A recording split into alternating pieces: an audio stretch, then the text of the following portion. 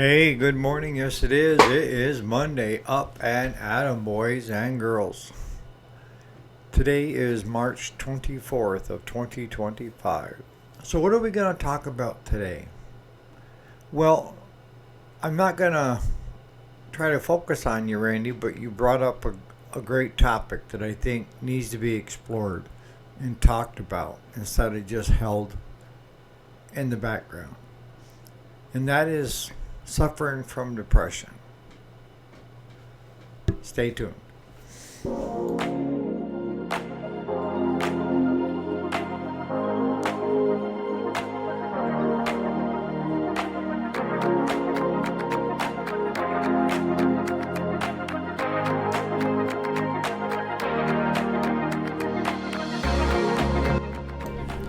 Hey, welcome back to the channel. My name is Eric, if you didn't already know it. And yes, this is the weekday, Monday through Friday. Today is Monday. Up and at 'em, guys and gals. So, what are we talking about today? Depression, being depressed, and what does it all really mean? Because there are numerous different meanings, okay? I can come at this on a personal level. And how is that possible? Because I'm not ashamed to say that I take medications for chronic depression. In my younger years, I had tried drugs, alcohol. It didn't work. They are depressants in themselves, right? But that's kind of the first thing that we go for, right? And the other thing that helped was nicotine, was smoking. The nicotine seemed to kind of give it a different feeling. But no matter what I did, I couldn't get out of that dark place. And finally my life come to the point of where it was spiraling out of control. And by then I had quit drinking. No drugs. And when I say drugs, I'm talking prescribed drugs. I'm talking being prescribed pain meds. And basically abusing them at that time. So what changed it all? Well, for me, it was getting in with, I was told that I should see a therapist. And what exactly is a therapist? A therapist is someone that you can sit with and talk about what's going on with you. And they kind of give you enough feedback so that you answer your own questions, right? And as long as you're not a threat to yourself or others, they're held to a HIPAA compliance that they can't share that outside the office. We used to call them best friends, but now they're therapists. So I went and I saw a therapist. And she was a doll. She was a little older than me, but I would sit in front of her and I would start talking and she would fall asleep. She would literally fall asleep. My wife does the same thing. I told her that I was going to take and just do me talking nonstop for an hour and then sell that as a self-help cassette or CD or what have you that you could play at night when you're trying to get to bed and you can't. Just listen to my voice for 10 minutes and you'll be asleep. But she did. She actually would fall asleep during my sessions. And didn't bother me any. I kept right on talking. But she had heard enough to know that there was something that even when I was trying all these different techniques, that it just wasn't working. That I needed more help than just talking about stuff and getting stuff off my chest. And I have been in front of a number of psychiatrists. And they were more interested in the diagnosis than the treatment. And when I say the diagnosis versus the treatment, they would start trying to treat the diagnosis instead of the patient. And I finally got in front of a psychiatrist that he was so egotistical and narcissistic, you couldn't believe. He was so much onto himself. But the best thing was, he knew meds.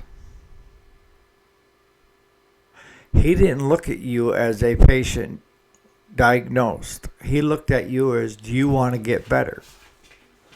And the answer for me was yes.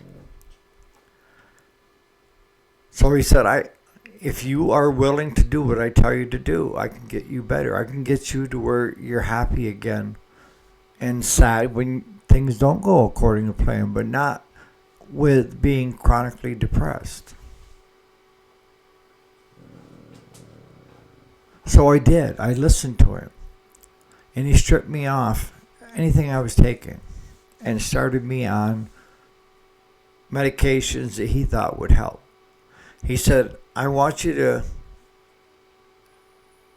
call here every day, and I want to see you once a week until we get this hammered out. He said some of the medications can take up to, 4 to 6 months to get fully on board, but you will start seeing a difference within a couple weeks if you do as I say. And he would increase or decrease the dosage based on what I was telling him. And he tweaked that medication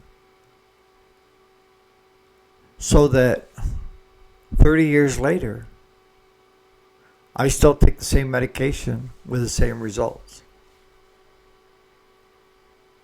Yep. But what is the difference between depression and being sad? Being sad is you have a reason, whether, because we all feel sorry for ourselves. We all have things happen to us that cause sadness. It's when everything is going right in your life and you can't see it because everything has this twist or turn. See, I can tell you that for most of my teenage life up into my 30s, that's one of the reasons I started drinking, was I got tired of having all these thoughts. I would constantly visualize myself going off the road and either hitting a big tree head on or going off a bridge. Things that would end my life. And I never thought that anybody would care anyways. Nobody would miss me. But this was the internal dialogue that was taking place. I had a beautiful wife, 2 beautiful kids, successful, but I couldn't see any of it. And my wife, bless her heart, she tried everything. She tried everything. And to the point of where she thought maybe it was her. And it wasn't. It wasn't.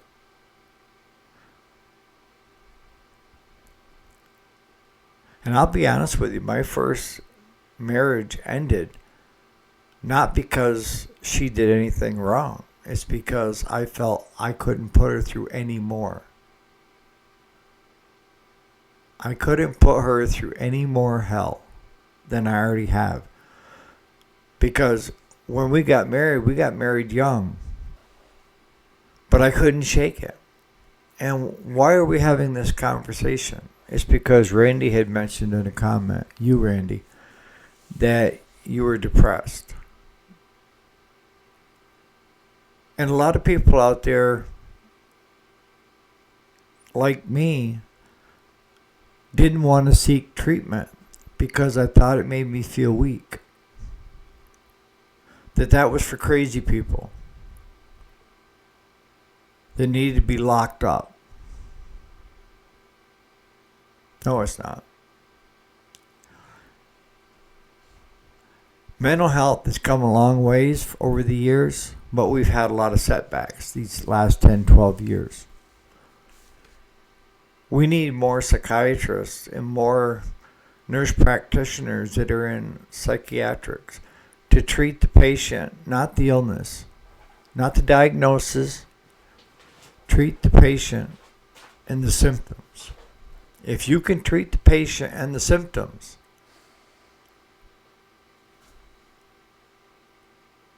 it will be a better life for that individual. So if you are who I'm talking about, you don't need to raise your hand, that does have all these thoughts and feelings all the time in the back of your head,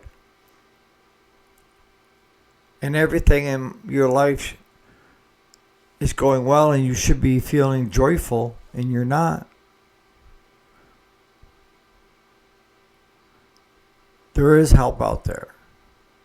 It may take a couple different tries, but there is help out there. That brings us to you, Jason, where you mentioned AA and the higher power. What exactly is the higher power? And I can remember years ago, my wife went through AA. I did, and I detoxed myself, which, it just about killed me. And I would recommend anybody that is looking to quit and detox to do it through a hospital program. Because you can get the shakes. I had the sweat shakes, and you can have your heart stop. But I had this one guy ask me years ago, what exactly is the higher power that's referenced in the AA book? And I knew enough about AA with my wife, and this was my second wife, that she had gone through the program and was doing well on that side of the thing, where she didn't drink and stuff. When we first got together and then got married, she had already had that prior to, and then every so often, I think it was me, she would need to go to an AA meeting. I could cause anybody to drink anyways. But anyhow, this guy asked me, what was the higher power that was referenced?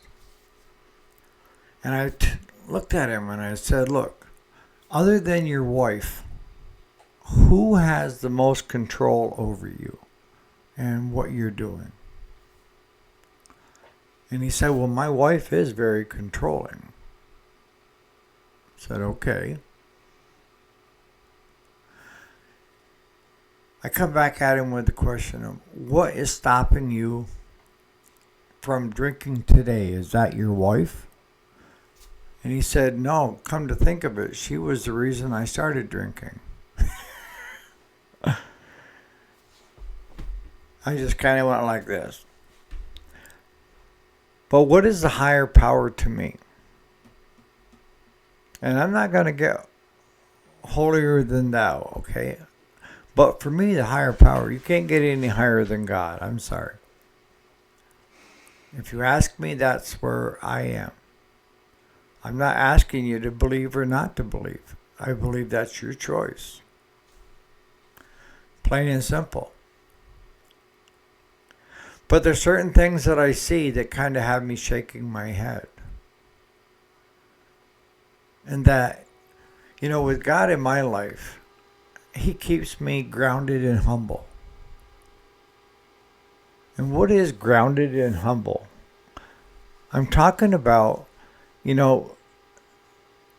understanding that I'm just a simple man, that I am special in my own way because I'm unique, but I'm not God's gift when it comes to anything. I'm no one special. I'm no better, but I'm no worse than anybody else. And I know that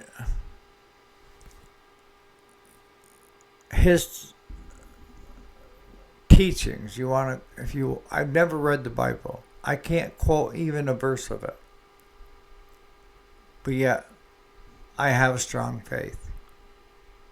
I know that kind of probably is an oxymoron to a lot of people, but I haven't. I've never read the Bible, and I don't know any of the scriptures to try to get someone the right answers. I just know God is God. God is strong. And that deep down inside of me, it's Him that tells me the difference between right or wrong, and when it's the right thing to do. It's not any law that's written by man. I'm talking about the core values. I'm talking about knowing when it's the right thing to do to help somebody and when it's not. Knowing when and how is God.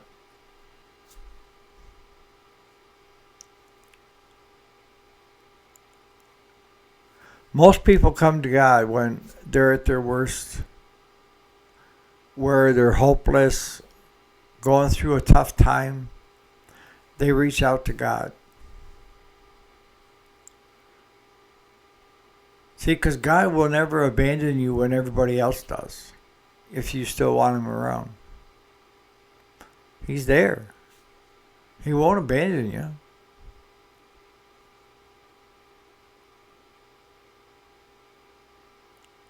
But something I could never tell with human nature is, why can we have a group in our society that goes to God when things are bad,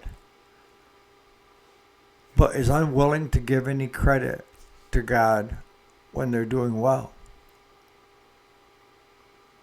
It's a good question. I thought about that for some time, years ago. And it's because we so much feel the need to get the credit ourselves that we boast about our successes. But we don't want to accept our failures and have God bail us out.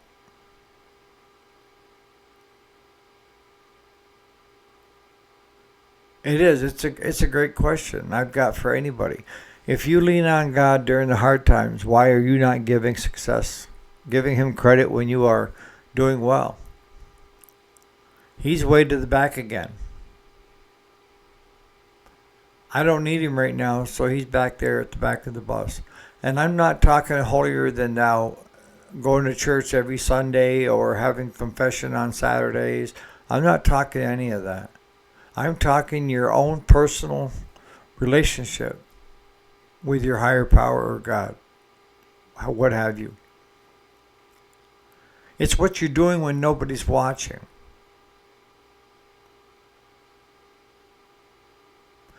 Some people are afraid to say that they believe in God for fear that they will upset someone else, or impose something on somebody else. I found in life you can't make somebody do something unless they want to do it themselves. They have to make the final decision. It's a choice, and it's always been a choice. Have I always had good relationships with God? Absolutely not. There, for a time period in my life, I hated Him. I called Him names. And what was going on that transpired to have me do that? The first was when He took my mother. And then a few years later, within a couple of years, my father. I hadn't even got to my teens yet. And I'm like, why? Why would you do that?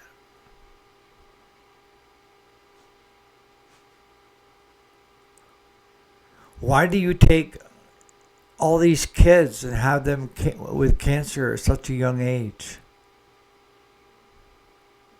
Why?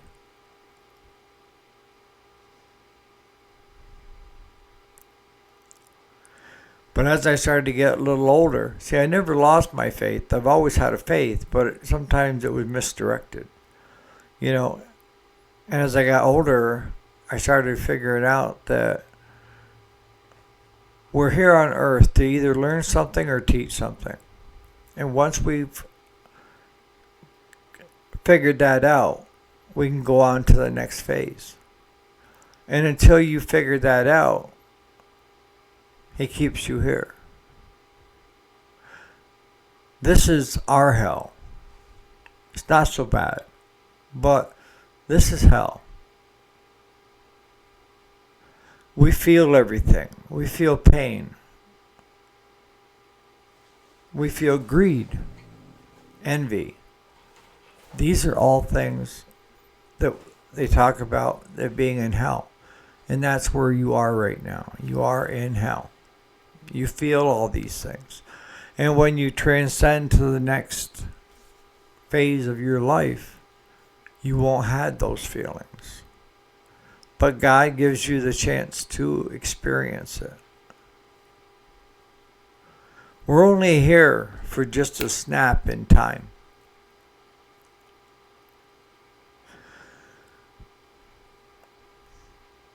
You have two choices. You can either enjoy it or suffer. One or the other.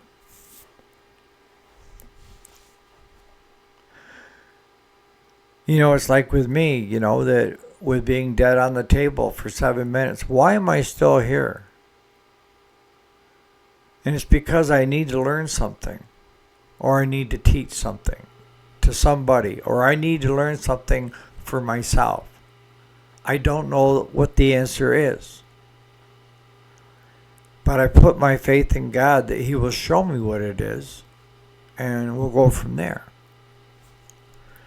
Before I wrap this up, I don't know if I told you guys this, but I have people to this day that still ask me if I had visions for that amount of time that I was dead on the table. And I didn't. But what I end up telling them is yes I did. That God is actually a midget. And He has to use this step stool that He pulls out and stands on to look you in the eye when judgment comes, when your judgment comes. And whatever you do, don't laugh. And the reason you don't laugh, He'll put you back here. That's why I'm here. So on that note, you guys have a great Monday, and we'll catch you here bright and early tomorrow morning. I know this should have been the Sunday sermon, but I thought it needed to be said, so I'm saying it.